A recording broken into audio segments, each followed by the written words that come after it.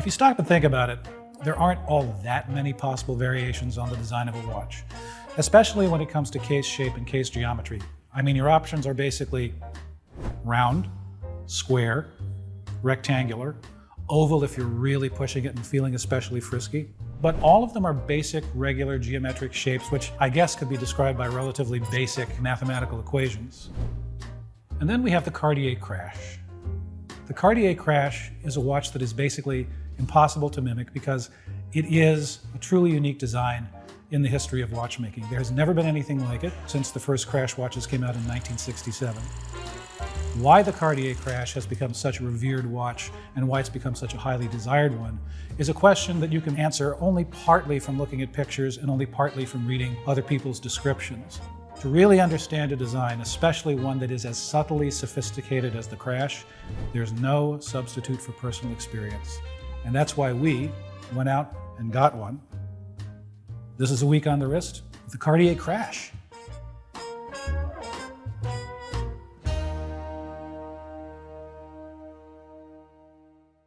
Before we get into the experience of actually wearing the Cartier Crash and what it told me about the design, let's talk a little bit about what the inspiration for the Crash might have been. Now, there are a lot of people who think that the Crash must have been inspired to some degree by a very famous painting by the surrealist Salvador Dali, which is called The Persistence of Memory. And draped across different objects that are in the painting are soft watches, melting watches. They look as if they were made out of candle wax and they've been exposed to a little bit too much heat. Now, whether or not this painting inspired the Crash is open to debate, and I don't think it's a debate that's ever going to be closed. For one thing, there are some differences between the melting watches in Salvador Dali's painting and the design of the Crash, the most significant of which is that the watches in Persistence of Memory have Arabic numerals on them rather than Roman numerals. Still, I think it's reasonable to surmise that it's definitely maybe possible that Persistence of Memory partially inspired the design of the Crash. If you move a little bit forward in history, the legend that I heard and that many people heard for many years was that the Crash was the result of an actual car crash, hence the name. And the story goes that some gentleman in England, driving an extremely powerful motor car of some type, we don't know who it was or what the car was, got himself into a fiery, fatal accident whilst wearing a Cartier watch. In some versions of the story, it's a tank baignoire. And the impact of the crash and the subsequent heat of the fire that engulfed the wreck are thought to have melted the watch, to have deformed the case so that it takes on the shape that you see now in the modern Crash watch.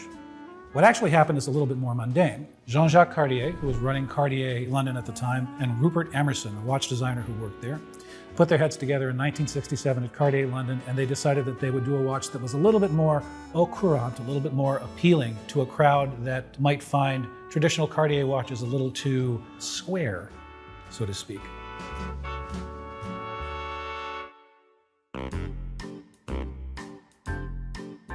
The question that we're trying to answer here, of course, is what is it actually like to wear a Cartier Crash, especially for a relatively extended period of time? And the answer is, it's kind of a weird experience.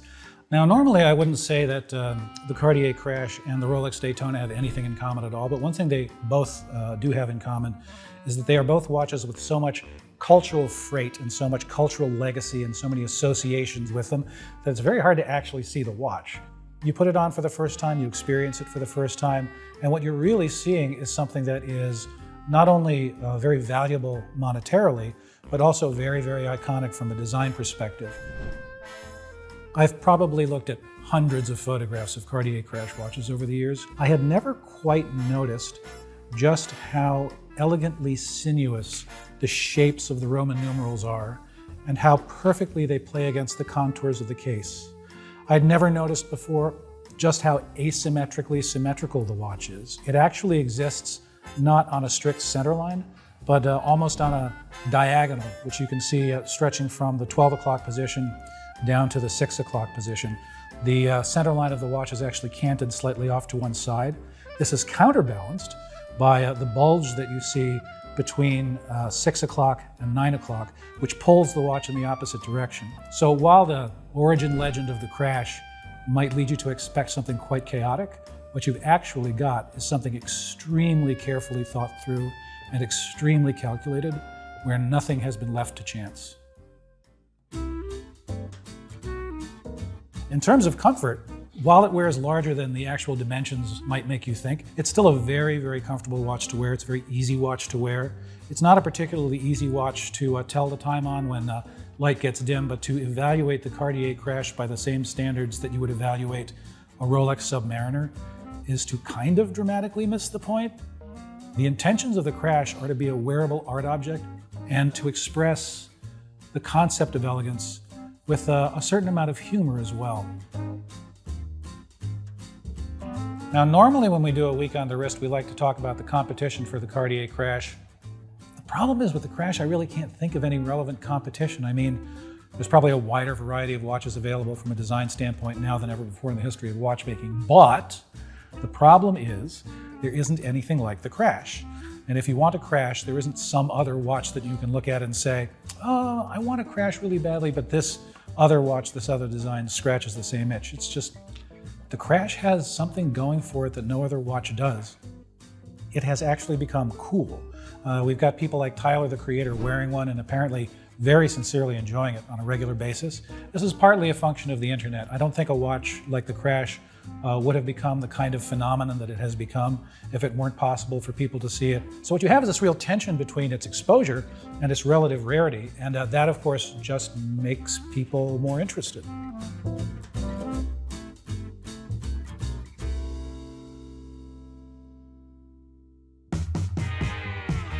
I absolutely loved the crash before I had a chance to wear one. I love it even more now that I had a chance to wear it. I see things in its design that I didn't see before. The funny thing about the Cartier crash is that it could be the most dated watch of all time. In 1967, with so much else going on, I mean, op art, pop art, popular culture, the explosion of youth culture, free love. It is probably true that there were a lot of things people were more swayed by, influenced by, and interested in than 12 kind of wacky looking watches made by a luxury boutique in London. But with the passage of time, a lot of the cultural detritus that existed around the same time as the crash was introduced have kind of fallen by the wayside, and we can see the crash for what it is, which is one of the most entertaining, interesting, and I'm forced to use the word, chic watches of all time.